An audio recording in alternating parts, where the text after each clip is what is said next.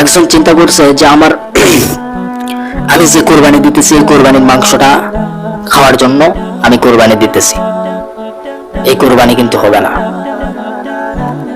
আল্লাহ চাই তাকওয়া। বান্দাকে পরীক্ষা করার জন্য এই কোরবানিটা দিয়েছে। বান্দা লোভী না আমি যেটা পছন্দ করি তাকওয়া, আমি আল্লাহর ভয় তার অন্তরে আছে কিনা, না বান্দা লোভী কিনা। আল্লাহ এই ব্যক্তিদেরকে পছন্দ করেন না যে ব্যক্তিগুলি গোস্ত মাংস এগুলো খাওয়ার জন্য কোরবানি দেয়, মনের ভিতর এইরকম চিন্তার চেতনা থাকে, তাদের কোরবানিটা কবুল করি না। তো মূলত আমাদের বিষয়টা হচ্ছে এটাই যে আমাদের কোরবানি আমরা দিতেছি আল্লাহকে রাজি খুশি করার জন্য। আর আল্লাহ রাব্বুল আলামিন চায় না যে তোমার গরু আমাকে দাও, তোমার মাংস আমাকে দাও, এগুলো কি চায় না, এগুলো কিচ্ছু চায় না, শুধু চাই বান্দার তাকওয়া।